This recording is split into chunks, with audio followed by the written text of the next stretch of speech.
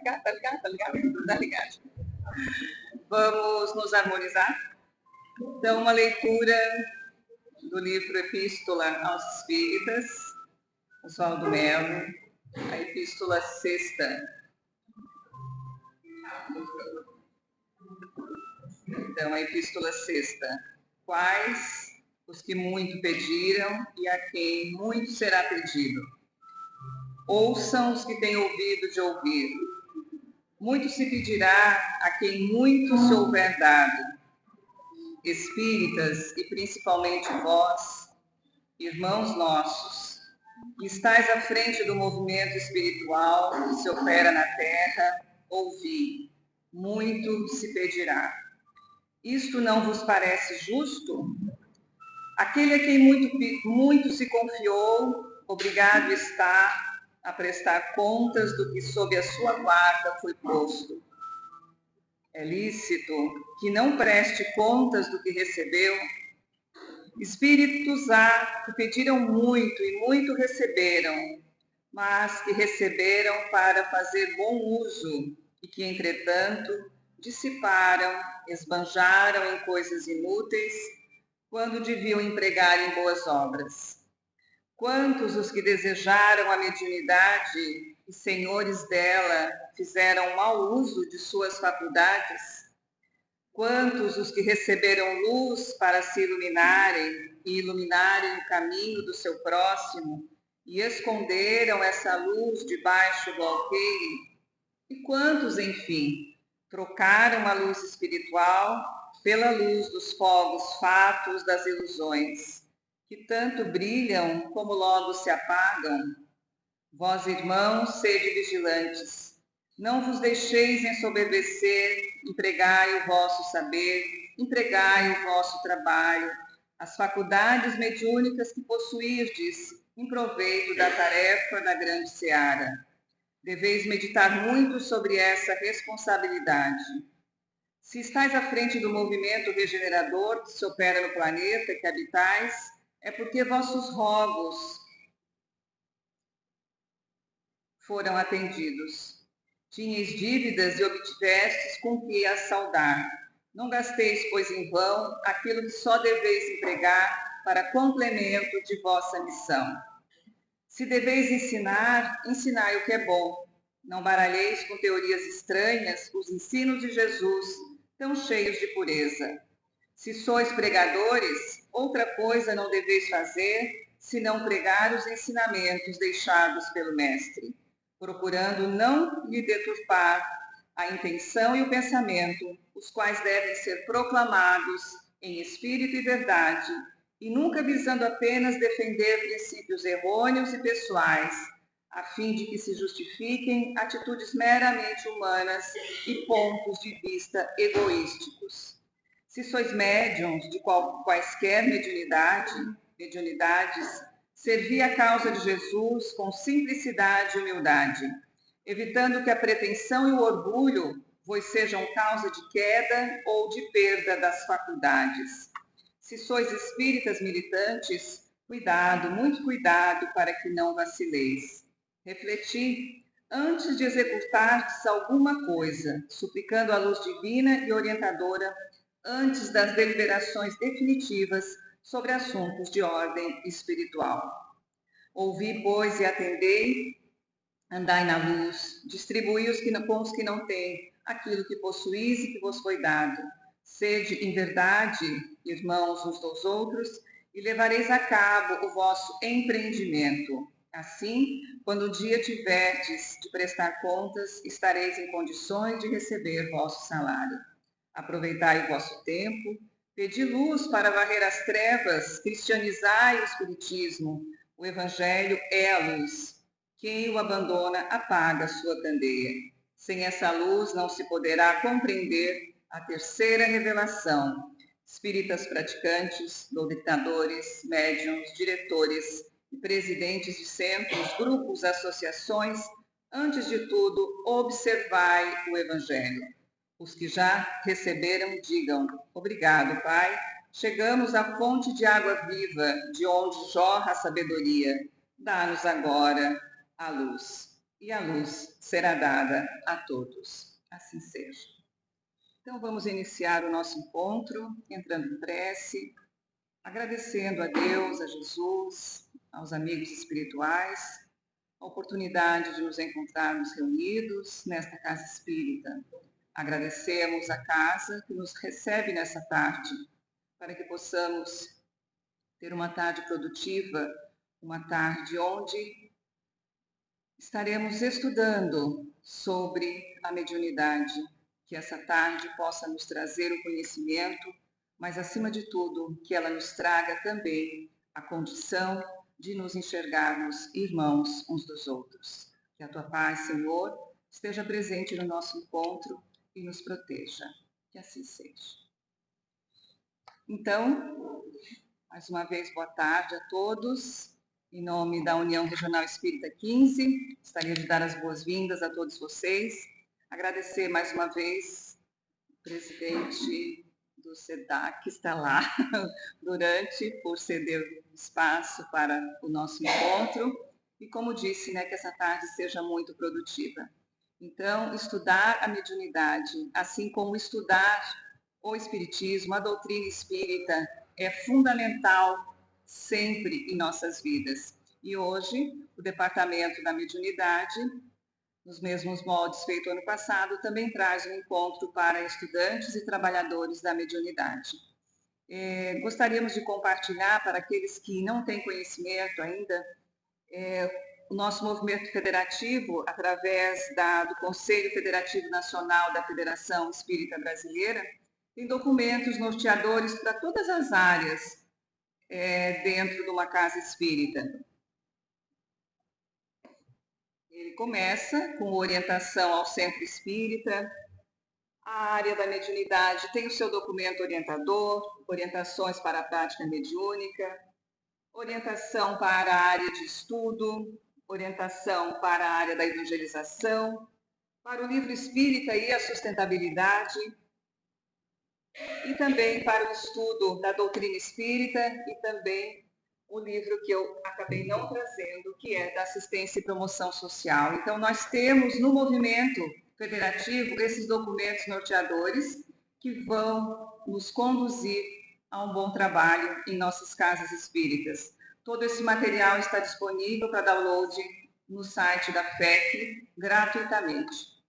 O que nós queremos dizer com isso? Que nós temos material de estudo, nós temos os encaminhamentos, basta que nós queiramos encontrá-los e nós vamos chegar aonde está a fonte.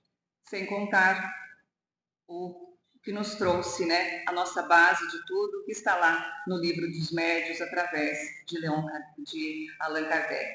Não nos esqueçamos que a nossa base começa lá no Livro dos Médios.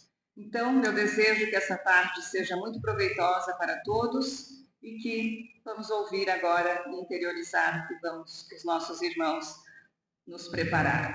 Nosso amigo. Eu só tenho um recadinho antes de tudo. Recadinho muito informal.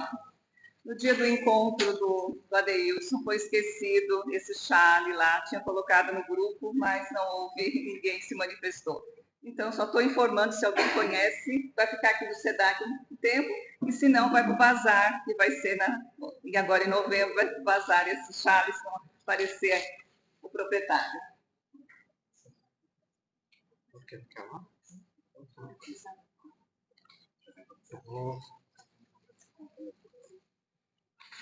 Boa tarde. Eu podia descer, mas nesse momento eu vou ficar, porque senão vai ter uma representação terminantemente masculina. Então eu vou ficar um momento aqui para marcar território.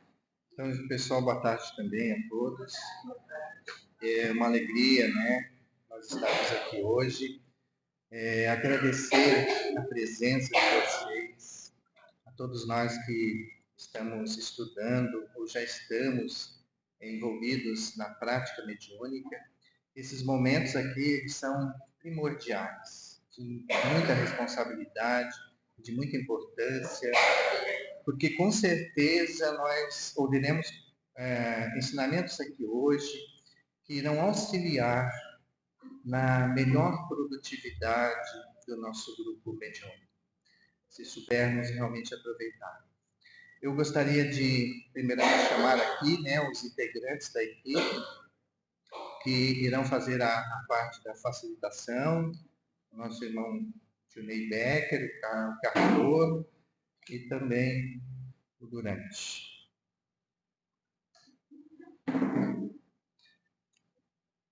A Deise já apresentou esse documento, né? É o documento norteador da área da prática mediúnica da Federação Espírita Brasileira. Nós, no ano passado, fizemos a primeira parte deste documento lá no Centro Espírita Caminho de Luz.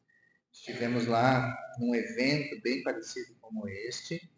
E agora nós vamos dar continuidade a este trabalho aqui, onde a temática principal será a reunião mediúnica, como foi na última vez. Outra vez era reuniões sérias e instrutivas. E dessa vez nós estaremos apresentando a reunião mediúnica, o papel de cada um. Então, nós vamos estarmos aqui hoje, nós sabemos que temos aqui os médiuns esclarecedores, os médiuns extensivos, dirigentes, os médiuns de sustentação. Então, nós vamos trabalhar, além da reunião mediúnica, na sua forma geral de funcionamento, nós vamos poder também intensificar mais a questão do papel que cada um desempenha na reunião mediúnica. Essa importância dessa consciência daquilo que nós realmente nos propomos antes, né, na espiritualidade, de estabelecer hoje aqui encarnados, participando de uma reunião mediúnica. Então, a dinâmica dos trabalhos, né, teremos aqui 4 facilitadores, 2 primeiros, né, teremos 2 módulos, depois nós teremos o lanche, e depois nós teremos mais 2 módulos. E perguntas, nós pedimos aos irmãos que possam anotar para depois do 4º módulo, certo? Para que a gente não possa interromper e possamos ter uma continuidade para estarmos dentro do nosso tempo, certo? Então, dentro disso, nós já passamos, né? Já temos aí 15 minutos avançados, já passamos ao primeiro, que é o Johnny Becker, que vai iniciar, então, a sua parte, tá certo?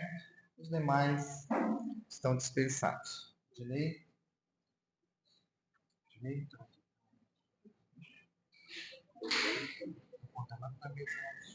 Se quiser tirar um microfone,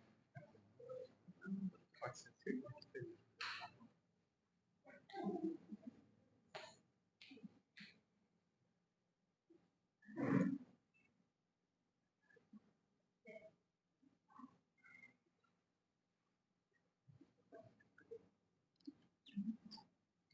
Boa tarde a todos.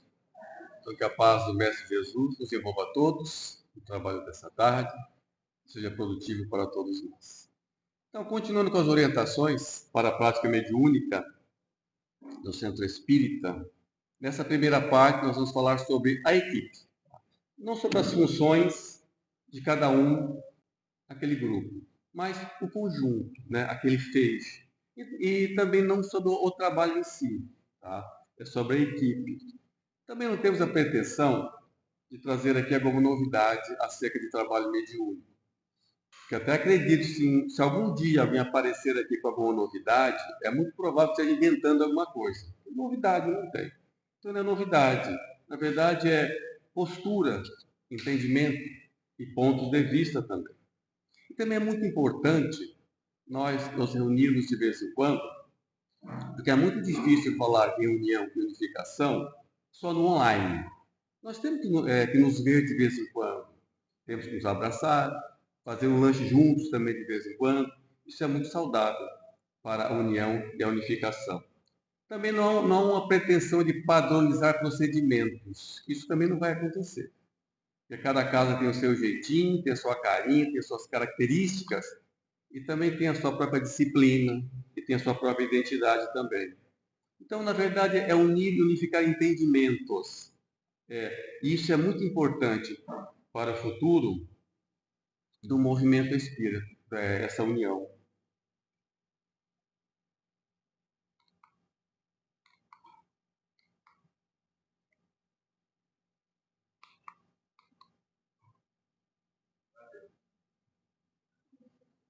Está muito chique aqui.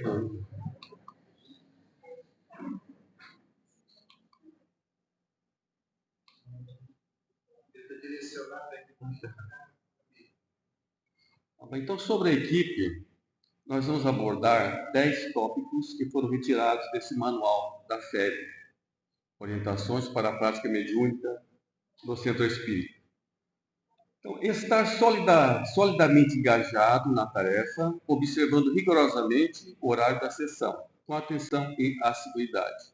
Então, quando nós ouvimos falar em disciplina, a primeira coisa que vem à mente é coisa de quartel, uma estrutura militar entendida como se fosse uma submissão a um agente externo, sujeito às ordens de alguém contra a nossa vontade. Mas disciplina é um conjunto de ordens que mantém o funcionamento das coisas e a evolução dos seres também.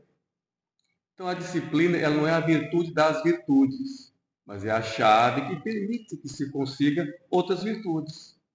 Porque sem nenhum tipo de disciplina, não há nenhum avanço moral nem intelectual. Porque um indivíduo, quando ele é completamente indisciplinado, ele vai passar a vida toda fazendo o que sempre fez e sendo o que sempre foi. Porque os vícios não encontram nenhum obstáculo, nenhuma força contrária. Então não tem por que modificar. E a disciplina é justamente ela que diz ao espírito que ele deve manter-se firme no seu propósito para evoluir. Ele mostra, mesmo contra os interesses pessoais e as tendências naturais também. Então, é a força necessária para eliminar velhos hábitos. Lá nos primórdios da evolução, quando o espírito humano dava seus primeiros passos na face da Terra como ser inteligente, não havia nenhuma preocupação quanto às coisas morais e intelectuais. Reuniam-se de vez em quando, mas para preservar a vida e para perpetuar a espécie também. O tempo que não era gasto com isso era para descansar e para o ócio. Então, o nosso gosto excessivo pelo descanso, pelo descaso às normas e regulamentos que mantêm alguma coisa funcionando, nos remete a essa fase primitiva. Então, os hábitos ruins como maledicência, a gula, a preguiça, nunca vão sumir sozinhos. Não vão desaparecer num passe de mágicas. Devem ser enfrentados com coragem e com a oposição da disciplina. Então, abandonar velhos hábitos não é fácil, ele é doloroso e é lento também. Então, por conta disso, Emmanuel disse ao Chico Xavier, primeiro disciplina, depois disciplina, depois disciplina. E tão importante era essa chave para o trabalho que ele estava iniciando. Então, a equipe, os membros da equipe, devem estar muito bem integrados à casa espírita. Então, evitar o médium turista. Ele vem somente para os trabalhos, acaba o trabalho e vai para casa. Isso não deve acontecer. Existe sim, mas não deve acontecer. Porque ele fica desprotegido, ele não fica integrado à casa, ele tem que vivenciar a casa, tanto materialmente quanto espiritualmente também. Então, é necessário participar de outras atividades na casa espírita. É necessário criar um clima de família, não somente um grupo que se encontra uma vez por semana, mas uma família. Participar de encontros como esse, voltados ao trabalho mediúnico, se afastar daquela vaidade de dizer que já estudou bastante, já vivenciou bastante, não tem mais nada para aprender, então os encontros não me interessam mais. Isso é vaidade. A palavra vaidade vai ser muito utilizada nessa primeira parte dos trabalhos. Estudar de forma contínua a obra do Espiritismo. Eu digo a obra do Espiritismo no singular, a obra de Kardec, a obra do Espiritismo. Nós podemos estudar a obra dos Espíritas? Sim, devemos, tem muita coisa boa também. Mas nunca deixar de lado a obra do Espiritismo, porque é justamente a fixação dos ensinos espíritas é que vão facilitar o conhecimento da vida dos homens e dos espíritos também. Porque a cada leitura que nós fazemos do mesmo texto, nós vamos tendo compreensões diferentes daquele mesmo texto. E depois, amadurecer não é somente envelhecer. Não é só ficar com os cabelos brancos. É ter um entendimento diferente também. Um estudo que fazíamos há muito tempo, porque nós mudamos o ponto de vista daquele conteúdo. manter sigilo em relação ao conteúdo da comunicação espírita, da comunicação mediúnica. O grupo deve evitar qualquer tipo de manifestação de curiosidade, respeitando a intimidade das pessoas. Então, fugir da vaidade, de querer mostrar para os outros que é médio ou de que é sabidinho. E a vaidade é uma coisa muito forte em nós ainda. É como se fosse um animal, né? Uma tropa de babuínos, e um babuíno quer se destacar dos outros. Ele quer mostrar que sabe alguma coisa que os outros ainda não sabem. Então, livrar-se disso não é muito fácil, não. Nós precisamos, sim, de uma disciplina firme para ser um contraposto dessa vaidade, para eliminar, ou seja, treinando. Vaidade também não some sozinha, não. E também meditar. Qual é a real necessidade de comentar com os outros o conteúdo do trabalho espírita? Qual é a real necessidade de mostrar para os outros que eu sou sabidinho? Porque daqui a alguns dias nós estaremos todos nos preparando para voltar para casa espiritual. Sair da escola terrena, chegar aos portões dessa grande escola e voltar para casa. E naquele ponto ali, voltando para casa, lá no portão, eu vou começar a julgar a consciência, julgar a minha consciência. E naquele ponto, naquele exato momento, todas as pessoas com as quais eu tanto me preocupei em mostrar que eu sou sabidinho, não vão estar do meu lado. Somente eu julgando a minha consciência. Então, esse tipo de vaidade, ou qualquer tipo de vaidade, não faz o menor sentido. Não estão ligados à razão, está ligado ao impulso de um animal, querendo se destacar dos demais. Investir no autoaperfeiçoamento e nas ações de conhecimento do outro, procurando entender as diferenças individuais. Kardec, lá no capítulo 29 do Livro dos Médiuns. As reuniões espíritas oferecem grandíssimas vantagens por permitirem que os que nela tomam parte se esclareçam, mediante a permuta de ideias, pelas questões e observações que se façam, das quais todos aproveitam. Podemos estudar sozinhos? Podemos, mas é diferente. Não é a mesma coisa porque não tem intercâmbio. É somente uma consciência, somente um sentimento, em cima de um mesmo texto. E a partir do momento que eu decidir que eu já sei e que eu sou o dono da verdade, eu não vou aprender mais nada. É que eu já fechei, eu já sei. Não há mais nada a aprender também. Então, não dar a devida atenção no grupo, à opinião do outro, ao ponto de vista do outro, é um atraso evolutivo também. Porque ninguém tem condições de saber tudo sozinho. Deixar de lado a vaidade, normalmente a vaidade, abrir a mente para aprender o ponto de vista do outro. O que é que ele sente? O que é que ele conhece? Porque aquilo que eu sinto, aquilo que eu conheço, já está comigo. Mas e do outro? O que ele sabe que eu não sei? O que ele vê que eu não vejo ainda? O que ele sente que eu não sinto? Então, por isso, esse intercâmbio é muito importante. Como disse Kardec, os espíritos superiores, eles sabem quase tudo porque tudo é Deus. Então, é quase tudo. Eles não chegaram a esse ponto sozinhos, aprendendo sozinhos, não. Então, aprendendo uns com os outros. Então, nessa longa fieira evolutiva que foi da animalidade à angelitude, ele foi somando o que ele sabia com aquilo que os outros sabiam também, o que sentiam. Então, quando surge no grupo alguma questão, nunca de imediato declarar que é o dono da verdade. Ele que sabe é o dono da última palavra. Nunca de imediato. Inclusive, por isso acontece muito com os dirigentes de grupo. Por conta disso, né, e um dos motivos pelos quais não se usa mais a expressão dirigente de grupo e nem de monitor de grupo, mas facilitador, para tirar essa imagem do sabe tudo, do sabidão, o dono da última palavra. Então, nunca fazer isso de imediato, porque isso acaba com a união do grupo também. Depois do nosso estágio atual de evolução, nós não temos a certeza de muita coisa.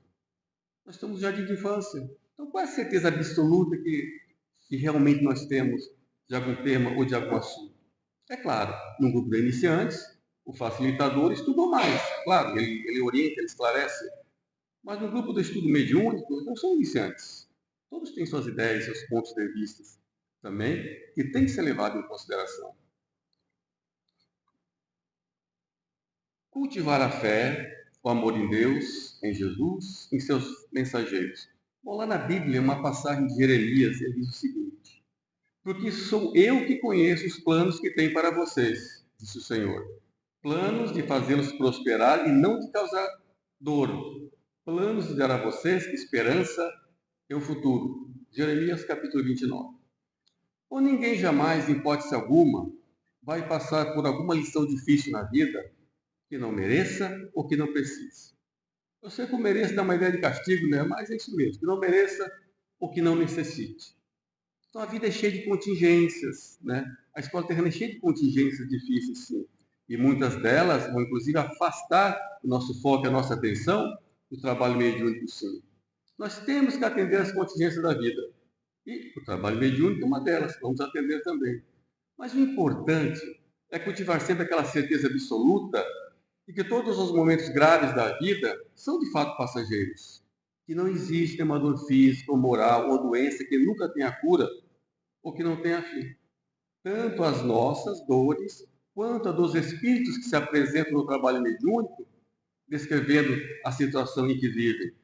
Então, antes de botar para fora aquele pensamento de espanto diante do sofrimento que alguém está narrando, pensar primeiro e fortalecer aquela certeza de que toda aflição é um remédio amargo para uma doença grave. E o pai nunca tira o remédio amargo do filho para curar uma doença grave, mas ter a noção, ter fé de que é passageiro, de que tem cura. Então nós temos que aprender a sentir a presença divina nos trabalhos, através dos mensageiros que nos abraçam e que nos envolvem durante os trabalhos. Então, auxiliar mentalmente com bons pensamentos, com a irradiação da prece, da emoção equilibrada e da doação fluídica. Nós, ainda mais nós brasileiros, nós temos um pezinho na tábua indígena. Então parece que nós gostamos de uma pagelança de vez em quando. Então nós acreditamos com muita facilidade naquilo que é visível, naquilo que é tocável, naquilo que é ponderável. Nós acreditamos com muita facilidade nisso. Damos muita atenção à forma e nem tanta atenção assim ao conteúdo. Nós já somos bem crescidinhos, nós já estudamos bastante, então nós já podemos começar a abandonar a necessidade de bengalas materiais para ter fé naquilo que não se vê, naquilo que não é tocável. Então nós temos que treinar para ter fé no poder do pensamento. Quando nós oramos com fé, com fervor, com sinceridade, Deus manda assim seus mensageiros que vão ampliar a nossa vontade e ampliar os efeitos do nosso desejo também. Então são nossos desejos e vontades e não as nossas mãos que alteram os fluidos à nossa volta. Como disse Herculano Pires, o poder das nossas mãos, quando ele fala sobre passe, ele diz que o poder das nossas mãos é de abanar o vento. E muito mal, nós precisamos até de um leque para ampliar os efeitos. Mas o poder mesmo é do desejo, da vontade do Espírito. Como está lá no capítulo 14 da Gênese. É a vontade que altera os fluidos. Ou seja, então é o nosso desejo, nossa prece, nossa vontade que transforma os fluidos à nossa volta em algo salutar para as reuniões mediúnicas. É o nosso desejo que gera o medicamento necessário para os espíritos que se apresentam na reunião mediúnica, mostrando necessidades, doentes, vida difícil. Acho que sei, não está ali.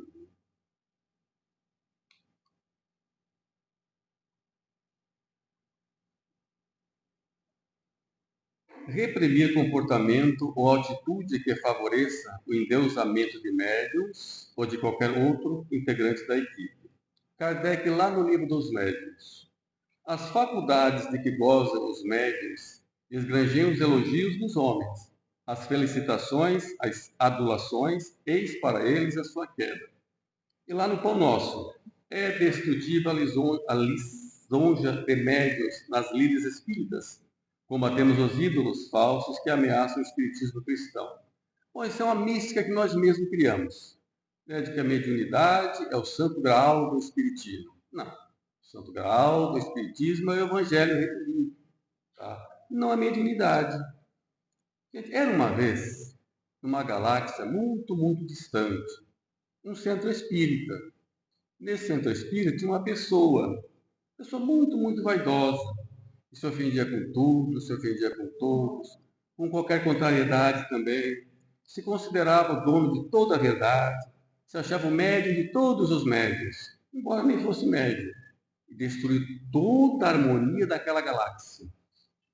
Mas nem sempre foi assim. O maior culpado não foi só o indivíduo, foram as pessoas em volta, que bajulavam, endeusavam e elogiavam essa pessoa de forma irresponsável. Então, elogios para pessoas do nosso nível, ele é muito perigoso. Nós somos extremamente vaidosos aí. Nós podemos colocar para fora aquilo que temos de pior também. Então, vaidade é a principal tomada utilizada pelos espíritos obsessores para fascinar alguém. Então, elogio é como colocar fogo na vaidade. É tudo que eles esperam para começar o seu trabalho de fascinação. Então, quando se elogia algum membro da equipe, mesmo sem querer, nós estamos diminuindo o valor de alguém e desestimulando os demais também. Isso acaba com qualquer harmonia para o bom funcionamento de um grupo. É muito difícil manter pensamento alinhado, os desejos harmônicos, no ambiente dos elogios irresponsáveis. Gente, eu nunca encontrei na obra do Espiritismo os espíritos superiores elogiando alguém. É sempre cobrando. Já não dissemos isso, já não dissemos aquilo, é sempre cobrando. Eu nunca vi elogios, porque eles sabem o quanto é perigoso essa atitude. É um fogo na vaidade. E depois, será que realmente nós somos dignos de algum elogio? O que a gente faz é mera obrigação. E nem sempre é tão bem cumprido assim também. Então, vamos ao nosso trabalho, cumprir as obrigações, mas sem colocar fogo na vaidade de ninguém. Na verdade, o único ser que nós conhecemos que tem licença poética para elogiar alguém são as mães. As mães têm licença poética para elogiar seus filhos. O pai talvez, mas as mães têm. Então, o único ser com autoridade poética para elogiar são as mães. O resto, gente, vamos ao trabalho. Gente, evitar esforços de melhoria moral pelo combate às paixões inferiores e às más tendências. Bom, o trabalho mediúnico exige, sim, hábitos mentais e um comportamento diferenciado, diferente dos outros trabalhos na casa espírita. Esse realmente é especial. E não dá para improvisar de vez em quando, não dá para ser de vez em quando. Então, os membros da equipe, eles de fato devem estar vigilantes, todo dia e o dia todo. Em especial no dia da reunião, né, como diz Kardec, para dificultar a ação dos espíritos inimigos daquele trabalho. Inclusive, é uma obrigação de todo aquele indivíduo que se identifica como espírita o esforço pela sua transformação moral e domar as más inclinações também. Então, o trabalho mediúnico pede sim gente dedicada. Evitar as paixões, ele é fundamental para esse trabalho. Porque se não houver nenhum esforço por parte do indivíduo, significa que ele se comprasse em manter a mente no campo inferior da vida. Isso reduz a qualidade do trabalho. Porque se a mente ficar muito tempo ali rondando naquele campo inferior da vida o tempo todo, isso vai dificultar o trabalho dos amigos espirituais que organizam o trabalho. Em vez de, nós temos que ser a solução do trabalho, e não um peso a mais, e não um fardo a mais para aqueles que organizam. A gente cooperar nas atividades de apoio material e espiritual existentes na casa espírita. Então, a mediunidade, ela não é sinônimo de espiritismo, e nem espiritismo é sinônimo de mediunidade. Então, espiritismo é sinônimo de evangelho redivivo, porque o evangelho abrange todos os campos da vida, espiritual e material também. E nós seremos de grande serventia para a casa espírita se nós nos esforçarmos com o poder da disciplina para combater a vaidade, ela que mais atrapalha a harmonia da casa. E o centro espírita, ele é a célula do movimento espírita. Existem as federativas, mas a célula é o centro espírita. E nós somos responsáveis por manter essa célula funcionando o mais saudável possível também, materialmente e espiritualmente. Então, dentro das possibilidades de cada integrante da equipe, nós temos que colaborar com apoio material à casa também. Não somente financeiro, mas a manutenção também. Porque muitas vezes a casa tem muitos médios. É médio que não acaba mais. Mas na hora do apoio material, na hora da manutenção, não tem muita gente não. É um outro que aparece. Nós temos que nos envolver materialmente, espiritualmente, a casa sim. Porque isso consolida a harmonia do grupo, dá um ar de família, como deve ser uma família, o grupo mediúnico. Estabelecer o hábito da oração a sós ou reuniões familiares, estudo do Evangelho, como recurso de assistência dos benfeitores espirituais, fora da reunião mediúnica. Nós não temos uma chave que liga e desliga, né? Assim, durante o dia, na minha rotina, em casa, no trabalho, na vida pública, eu viro a chave para o ser da Terra, o homem da Terra. Quando eu vou para o centro espírita, para o trabalho mediúnico, eu viro a chave para o modo espírita, modo centro espírita. Ninguém faz isso. E nem consegue também, porque isso não existe. Ou seja, eu sou aquilo que eu sou corriqueiramente. Então, o hábito da prece, ele é importante, sim, fora da casa espírita. A leitura edificante é importante fora da casa espírita também. Se for difícil durante a rotina fazer a prece, nós temos que ter ciência do seguinte, que o pensamento em estado de prece não requer um recolhimento físico.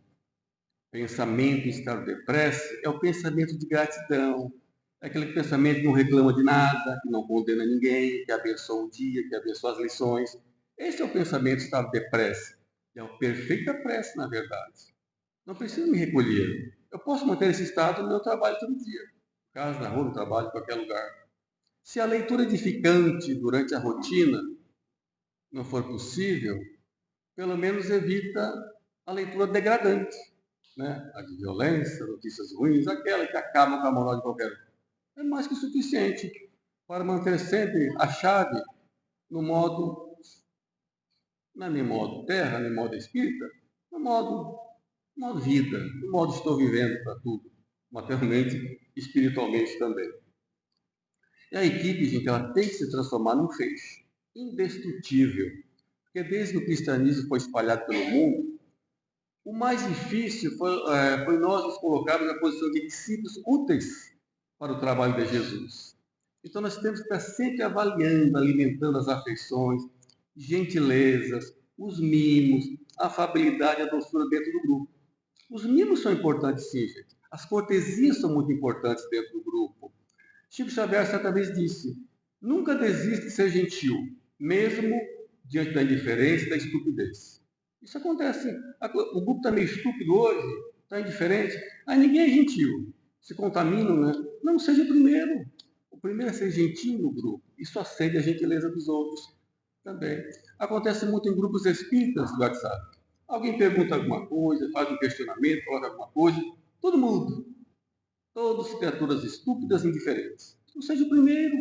O primeiro dá o impulso à gentileza também. E o bom entendimento é indispensável para evitar desconfiança no grupo. Porque os espíritos desarmonizadores, eles adoram esses pequenos pontos. Desconfiança para jogar um contra o outro. Aí uso a tática de Napoleão, né? Dividir para conquistar. Nesse caso, dividir para destruir o grupo. Lá do Evangelho segundo o Espiritismo, capítulo 6, Espíritas, amai-vos, o primeiro mandamento. Espíritas, instruí-vos, o segundo mandamento. Então, segundo Jesus, né, os seus discípulos serão reconhecidos pelo muito se amar. Longe da perfeição moral, é claro, todos nós. Mas a nossa imperfeição não pode ser o motivo para buscarmos uma fraternidade entre nós, entre o grupo. Porque se depender só dos santos, o grupo nem existiria. Então, o problema de um grupo é falta de amor nesse grupo. Fraternidade para nos aceitarmos como somos. Eu aceito você do grupo como você é, e você me aceita como eu sou, com todas as minhas falhas também. Então, a equipe mediúnica, ela não é formada de pessoas que pensam da mesma forma, não. Isso nem vai acontecer. Mas de pessoas que trabalham com o mesmo objetivo. Eu não tenho que concordar sempre com todo mundo, nem todos comigo também. Basta ceder para aprender um pouco mais. Né? Então, Jesus conhecia muito bem a imperfeição de seus discípulos, mas ele continuou o trabalho porque ele confiava no esforço de cada um. Então, gente, essa foi a mensagem dessa primeira parte. Obrigado pela atenção. Uma boa tarde para todos.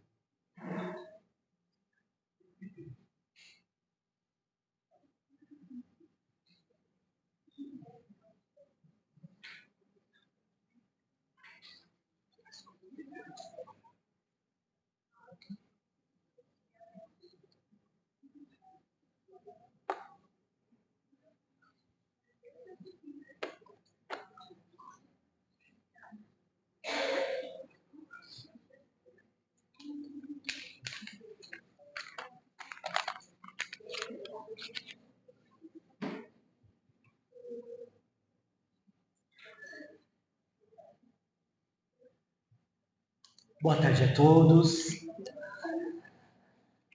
Dizer, né, como sempre, que é muito bom estar com vocês essa tarde, nessa casa espírita.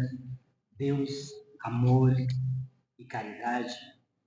Esse momento sublime que nos encontramos, que nos reencontramos, que permutamos energias, bons fluidos, pensamentos, sorrisos, abraços.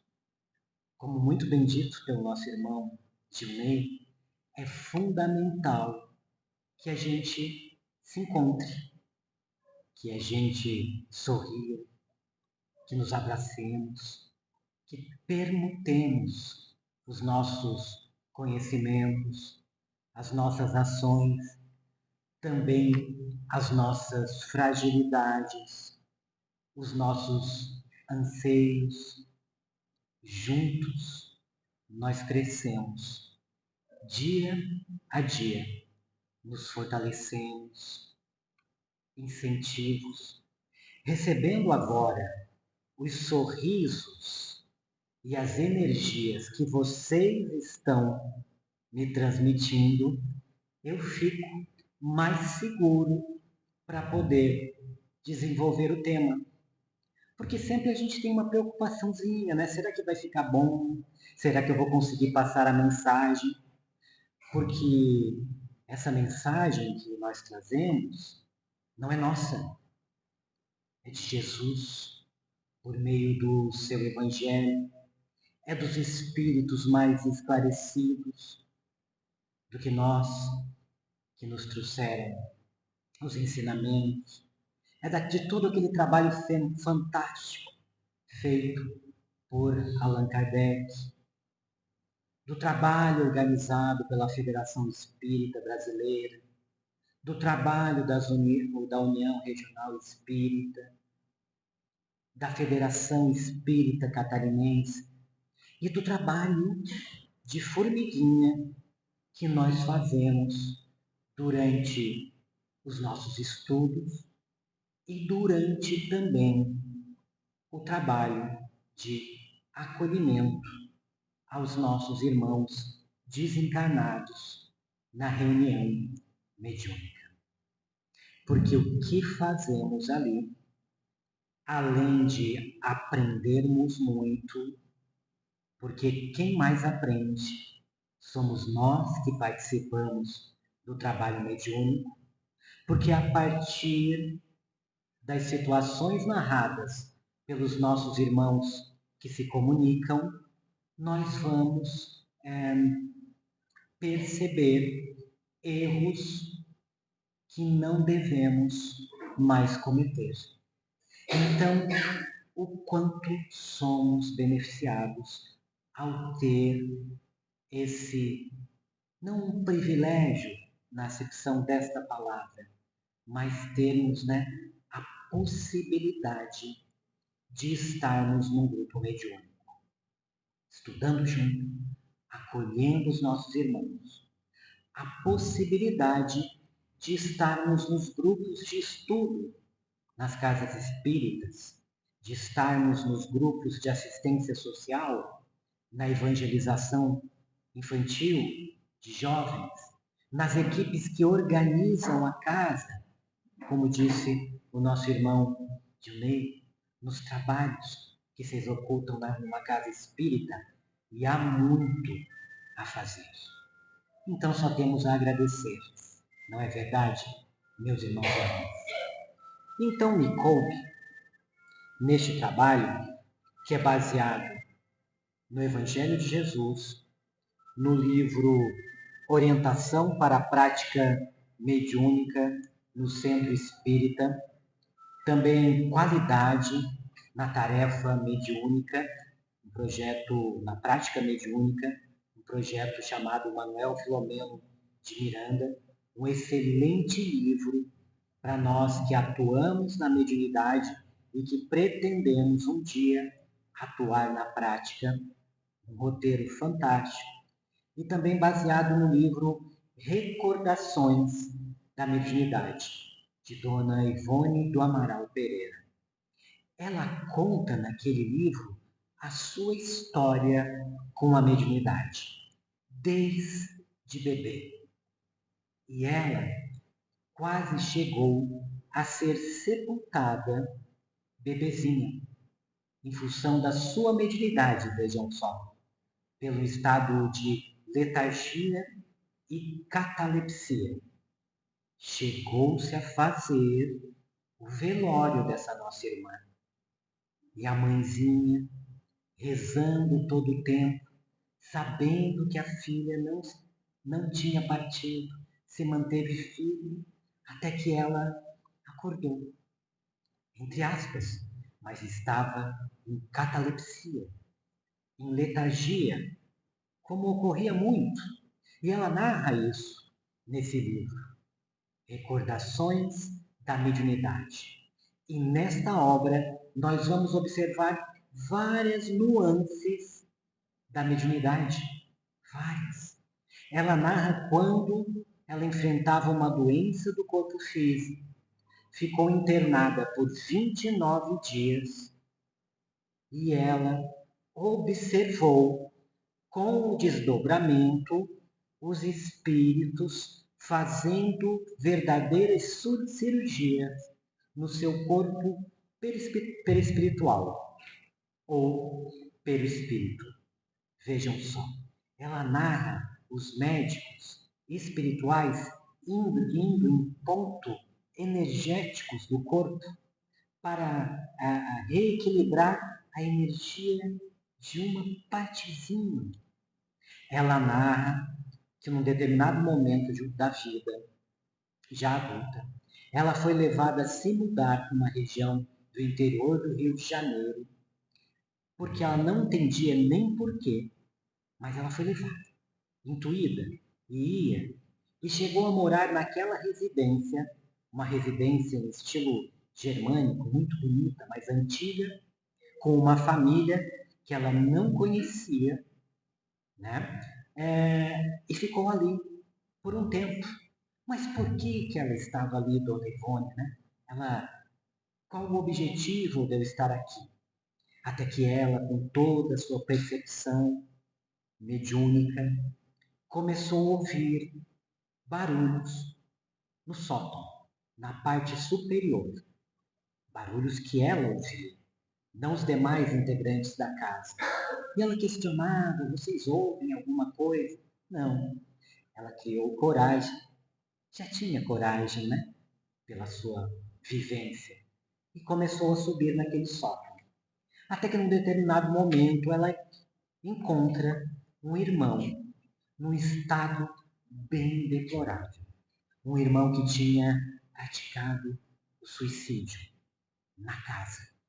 E ele estava lá, todo ensanguentado. Ela via aquela cena do irmão ensanguentado, numa situação bastante delicada, durante, vejam só, um ano. Uma médium que ditou livros, que escreveu livros fantásticos. Um ano de auxílio àquele nosso irmão. Primeiro, com a oração, ele aparecia para ela. Ela ia lá, lia o Evangelho calmamente, com muito amor, dia após dia. até que ele foi mudando, mudando. Ela chegou a pensar em uma casa espírita, que era longe do local que ela estava, de fazer um trabalho com um grupo mediúnico em favor daquele espírito que estava lá no sótão, na mesma situação, ensanguentado, sofrendo 1 ano, atendendo um espírito. E nós, às vezes, muitas vezes, que praticamos, que participamos da dádiva de estarmos num grupo mediúnico, às vezes pensamos: segunda-feira, será que hoje eu não posso ficar em casa? Grupo mediúnico. E aí, se damos essa aberturazinha, opa, uma intuição. Faltar um dia só, não tem problema, né? Tem problema.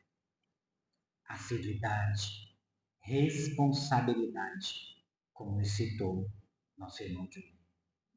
Muita responsabilidade. Porque o trabalho de dirigir um grupo mediúnico ou de esclarecer os irmãos que se comunicam é muito sério. Muito sério. Esclarecer é como nos comunicarmos no dia a dia com os nossos irmãos que nos trazem as suas dificuldades. Mas vamos lá então, sobre o trabalho do dirigente. Responsabilidade pela abertura, desenvolvimento e conclusão dos trabalhos. É esta uma das responsabilidades do dirigente. Conhecimento espírita e moralidade baseada no Evangelho. No grupo mediúnico e em qualquer atividade da casa, é importante sempre o estudo contínuo. Contínuo, sempre. Não dá para parar. Por isso, aquele alerta, né? De grupos mediúnicos que não estudam mais. Vejam só. Pararam de estudar. Não, a gente já está aqui há 20 anos. Não precisa mais estudar. É só o atendimento, a prática. Já temos a experiência. Engano.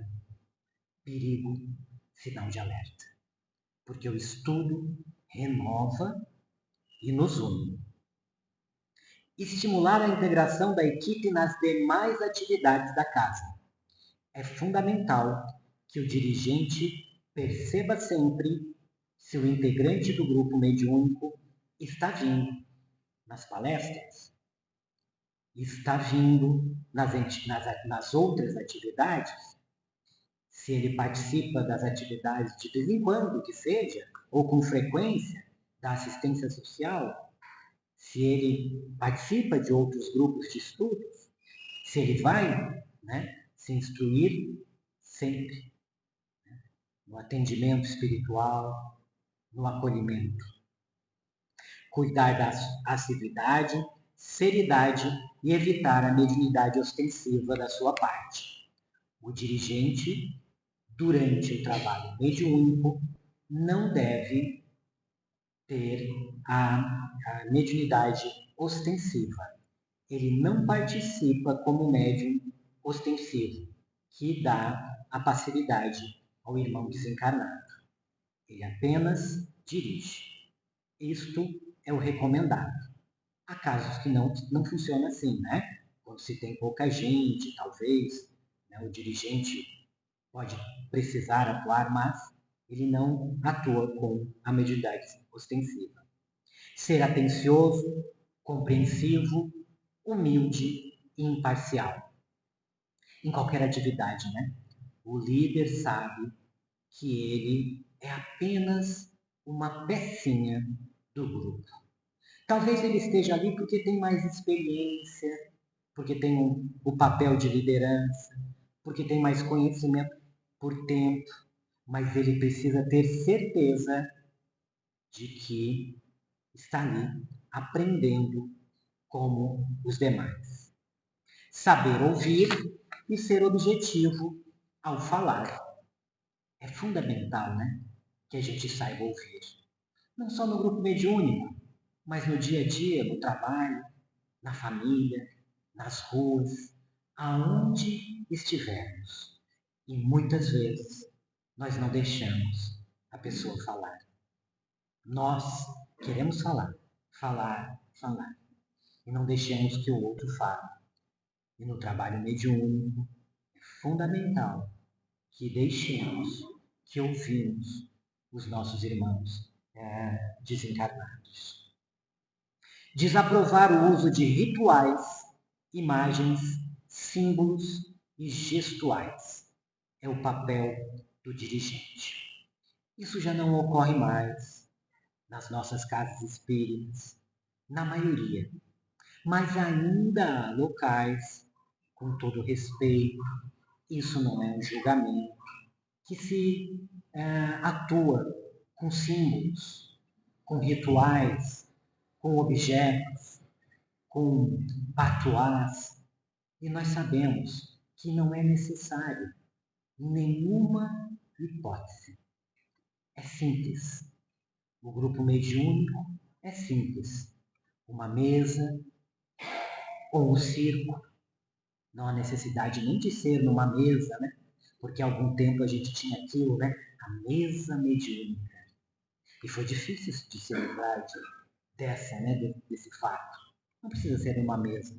Pode ser um circo, né? Organizado, com as pessoas no seu devido lugar. Sem imagens na sala mediúnica, sem símbolo, sem gestuais, sem gestos, sem ponderar sobre a real necessidade do passe. Quando os espíritos desencarnados estão sendo atendidos, eles têm uma influência sobre o médium ostensivo, aquele que vai psicografar, ou que vai fazer a psicofonia. O espírito sintoniza, o irmão desencarnado sintoniza e vai transmitir assim a sua informação pela psicofonia, pela psicometria, por exemplo. E aí, isso há uma influência muito grande no médium. E o dirigente, eles têm que estar alerta para ver se realmente há uma necessidade do passe no irmão médium ostensivo. Porque em muitos casos não precisa. A gente vê que a comunicação está se dando adequadamente, que o médium não está passando por dificuldade. Então, está tudo certo. Agora há casos, sim, que pela situação do nosso irmão desencarnado, né, que às vezes se vê ainda num acidente, na cena de um acidente, se vê ainda numa situação de suicídio, se vê ainda no fundo do mar, num navio, numa lancha, se vê preso, amarrado, amordaçado, com um equipamento, um estranho equipamento na cabeça, sem uma parte do braço, porque a gente às vezes, né, no mundo espiritual, não conseguimos dar um saltinho ainda para a próxima etapa. Pode ser que o passe seja necessário. Cabe ao dirigente possibilitar a avaliação da reunião, coordenando. É um momento que a gente se reúne depois do trabalho para conversarmos sobre as atividades desenvolvidas. Sempre é bom essa troca. Às vezes nós vamos ver que as comunicações têm relação entre si. Algo que um médium comunicou encaixa com o que o outro observou ou que também comunicou. Isso é possível. Médiums que enxergam a mesma cena num determinado momento, o mesmo espírito. Médiums ostensivos que enxergam a sala mediúnica e o atendimento de uma forma fantástica, pode-se dizer, que enxergam um grande hospital, que enxergam todo o trabalho que é realizado pela espiritualidade. Vejamos, o trabalho mediúnico é realizado pela espiritualidade. Nós, encarnados, somos nada mais, nada menos de que instrumentos que estamos ali para auxiliar. E alguém vai dizer assim, se já não atrapalha, tá bom. Não é bem assim. Porque tem até aquela questão que Divaldo Pereira Franco abordou no livro Qualidade na Prática Mediúnica, que não basta ter boa vontade para participar de um grupo mediúnico. É preciso se instruir, é preciso trabalho, é preciso vigiar, é preciso orar. Porque o trabalho no grupo mediúnico, como em todas as atividades da casa espírita, não é só aqui. Não é só aqui. É durante a semana toda. É sempre para a gente estar sintonizado com a espiritualidade. E cabe ao dirigente não impor medo aos integrantes do grupo. Tinha até relatos de dirigentes para que a assiduidade ocorresse, diziam assim para os demais integrantes: se faltar no mediúnico, os espíritos te pegam. E aí as pessoas iam pelo medo, porque muitas vezes muitos médiuns chegavam ou ainda chegam na casa espírita em desequilíbrio, porque precisam estudar, porque precisam do paz, porque precisam do evangelho para se reequilibrarem. E aí as pessoas chegam na casa espírita, passam pelo atendimento fraterno, começam a participar das palestras, que é o ideal, correto. Vão para a base, estudar o que é o Espiritismo, o Livro dos Espíritos, por 1 ano, 2, 3, depois o Livro dos Médiuns, a obra que é fundamental para todos nós médiuns, até que um dia esteja preparado para estar em um grupo mediúnico e que aceite essa missão. Porque vejam só, nós aceitamos. Não só aqui, no mundo espiritual. Nós aceitamos o trabalho no grupo mediúnico. Quando estávamos no mundo espiritual, nós aceitamos. Não foi imposto, meus irmãos. Não foi imposto. Então, se eu aceitei, desempenho, não precisa mais do medo, porque os espíritos não vão nos pegar. Podem pegar sim, se formos invigilantes, se baixarmos a nossa vibração, né?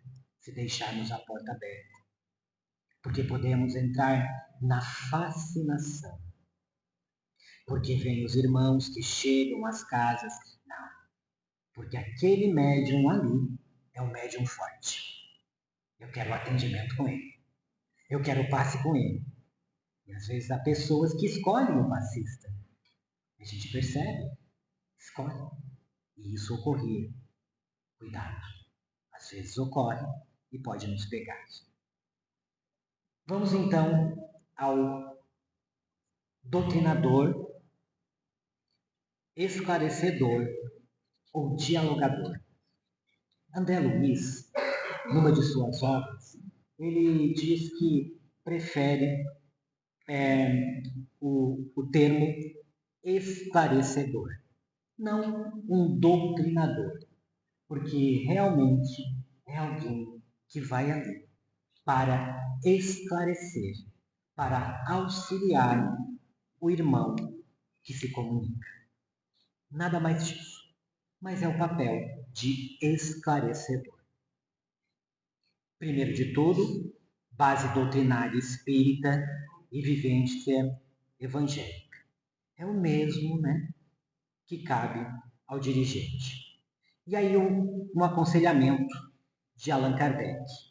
Por meio de sábios conselhos, é possível induzi-los, os espíritos, ao arrependimento e apressar o progresso deles.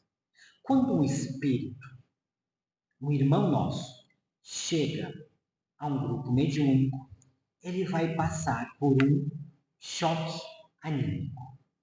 Ele vai, usufruindo do nosso fluido animalizado, como escreveu Allan Kardec no Livro dos Médiuns, vai se aproveitar dos nossos fluidos animalizados para ter um despertamento.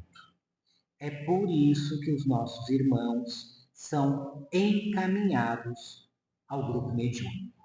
Porque as pessoas perguntam, mas por que os espíritos não podem fazer o trabalho, os espíritos desencarnados, sem os encarnados? Porque há irmãos que precisam desse choque anímico, do nosso fluido animal. Cabe ao esclarecedor ter uma vigilância contínua, cuidar com a vaidade e com o apego à função. Porque o esclarecedor, o dialogador, ele pode dizer, não, eu tenho que ser o dialogador, eu só faço essa função. Médio de sustentação, não, isso é pouco para mim. Dirigir, não, sou, e quando eu sou vaidade, né, gente? Vaidade. Também não exercer a mediunidade ostensiva, porque o esclarecedor, ele sim, ele é médium. Médium esclarecedor, que recebe a intuição do mentor do grupo, do dirigente espiritual, para conversar com o espírito desencarnado. Porque muitas vezes, meus irmãos e irmãs, a gente se prepara, sim. A gente tem um pouquinho de entendimento evangélico, bem pouquinho, mas quando estamos sintonizados com o nosso dirigente espiritual, com o mentor, o diálogo que vamos ter com o espírito desencarnado não é mais nosso. É incrível, é sublime. A informação vem, vai por esse caminho, vai por aquele, porque vem sim, irmãos, em situações bem difíceis. Evitar diálogos muito longos ou curtos demais. Diálogos longos com o desencarnado, ele prejudica o médium ostensivo, porque há uma grande utilização de ectoplasma. O diálogo longo prejudica o trabalho, e curto demais, nós também não vamos saber da necessidade do espírito comunicante. Emprego correto das palavras, boas vibrações, bondade, gentileza.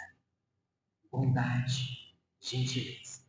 Quando o médium esclarecedor está falando, a sua vibração chega ao espírito.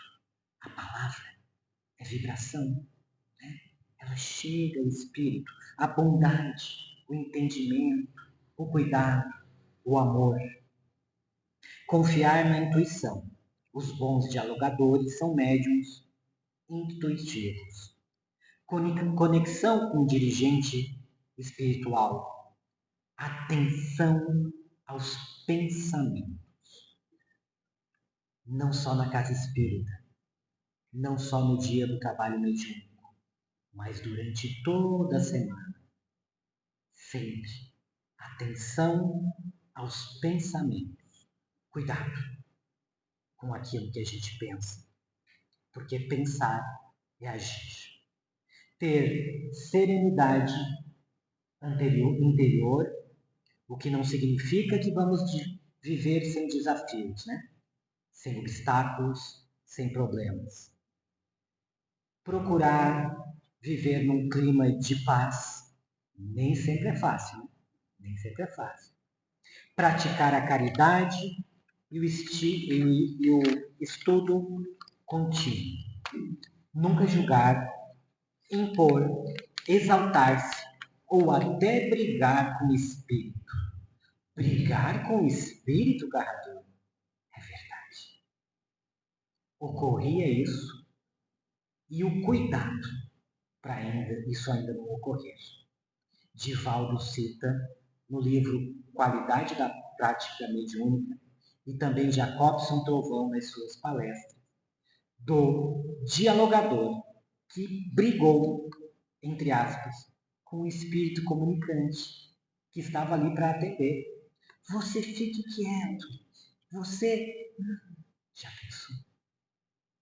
Depois nós vamos conversar. Olha só. Estamos ali para acolher, para atender. Já tem coisa errada. Parece até cômico, né?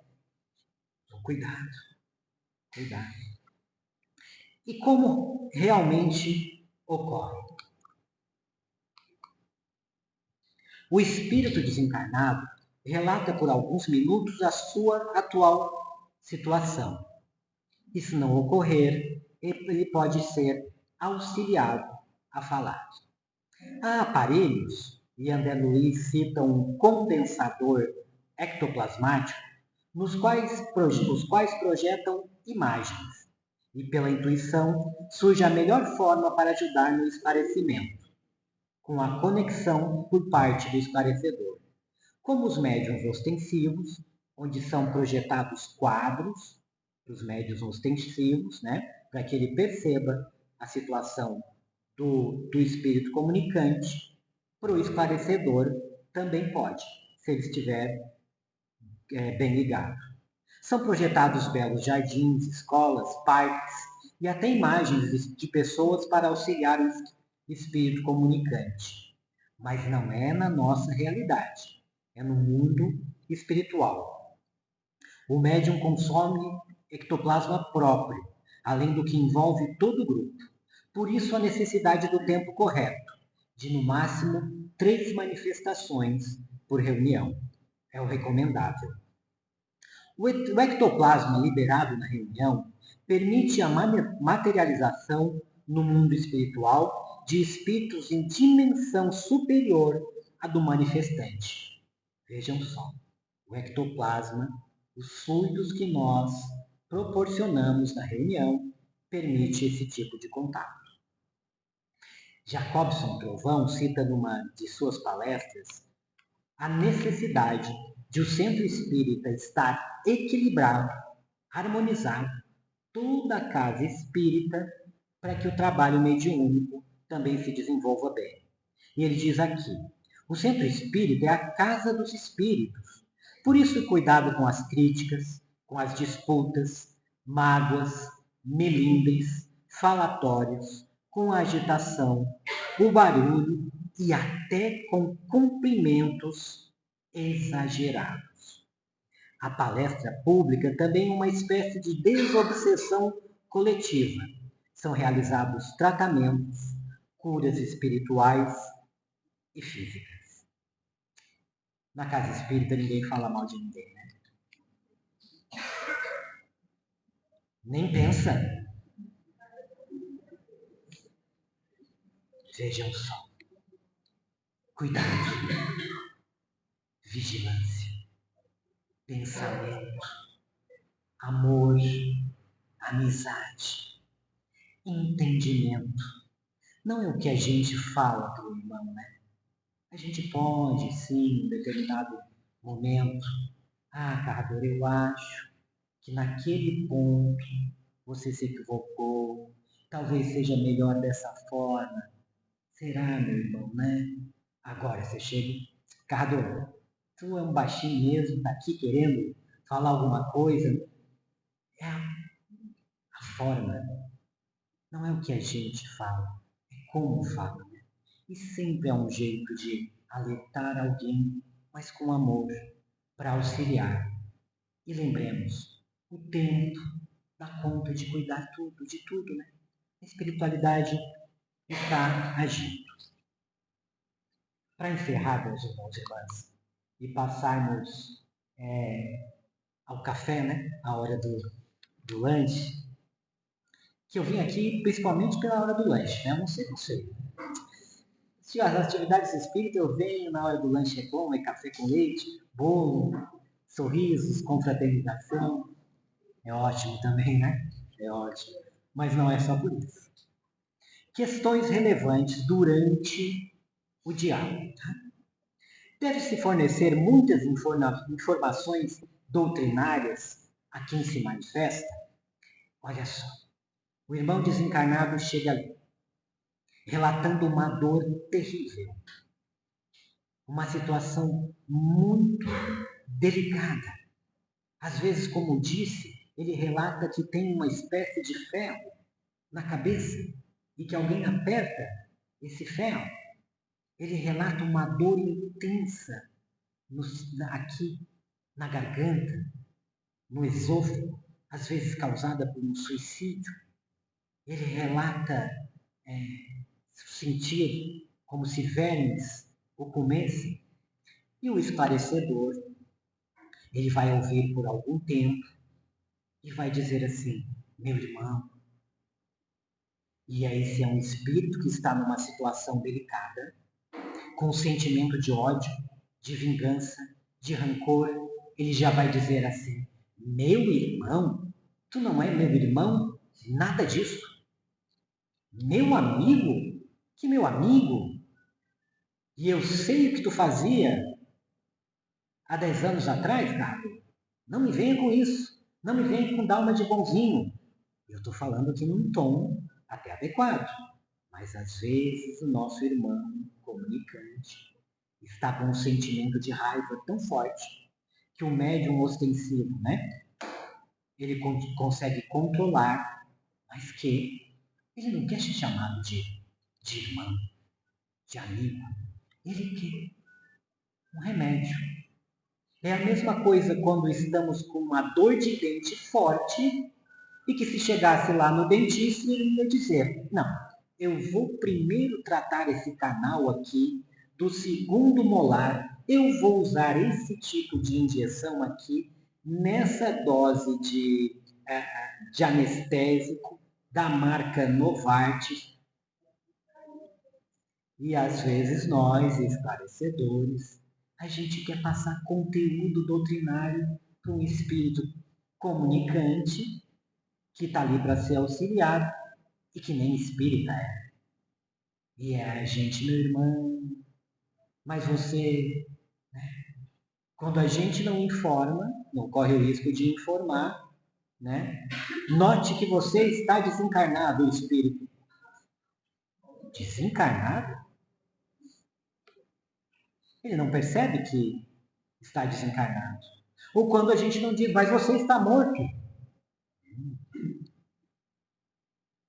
Nos nossos grupos isso não ocorre mais. Mas é porque precisa que a gente vigie, que a gente tenha amor, ouvimos um pouquinho e encaminhamos. Por quê? Porque o trabalho da espiritualidade, eles já acolheram. Em alguns casos a gente vai, sim, né, influenciar para que o espírito que relata que está num buraco e que não consegue sair dali, que a gente, né, o induza. Veja só, perceba que há uma mão. Consegue perceber a mão? Pode pegar. Pega, segura, vamos juntos, estamos aqui. Consegue me ouvir, meu irmão? E aí aquele espírito vai sair do buraco. Veja, agora há uma maca. Você pode deitar. Vamos levar ao hospital. Vamos conosco. São várias formas de comunicações que tem. E o esclarecedor, ele faz o primeiro atendimento. Você já está recebendo o medicamento, o soro, a dor vai diminuir pouco a pouco. E não se preocupe. Os médicos estão aí. Você vai ter tempo para questionar o que quiser. Mas agora vamos cuidar de você. E, se necessário, a gente induz ao descanso, ao sono, à sonoterapia. Porque a espiritualidade vai desenvolver o trabalho depois. Não somos nós. O esclarecedor, o grupo mediúnico, é o choque anímico. É a primeira parte. Né? Há detalhes entre mediunidade e animismo que podem ser identificados pelo esclarecedor? Animismo é quando a gente percebe que o médium ele dá sempre a mesma comunicação, sempre, com o mesmo sentido, de uma mesma forma. E aí é quando a gente pode perceber o esclarecedor, o dirigente, que é aquele nosso irmão, que é médium, mas que ele pode estar sofrendo talvez uma fascinação, às vezes ele precisa de um auxílio também. E vamos na conversa, com todo cuidado, com todo amor. Mas será, meu irmão, né? Como eu disse, porque se a comunicação tem sempre o mesmo teor, pode ser um indício de animismo, sim, que vem da alma. Informação que é do próprio médium. Qual a abordagem correta quando se identifica a presença de um espírito mistificador? Isso no grupo mediúnico e em todos os trabalhos da casa espírita. Primeiro, a caridade, o amor.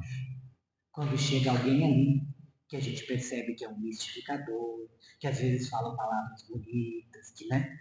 Mas atendamos, encaminhemos também, porque não é por acaso que ele chegou ao grupo mediúnico. E durante uma comunicação longa, o que cabe ao médium ostensivo e ao esclarecedor? Encaminhar esse espírito, como foi dito antes.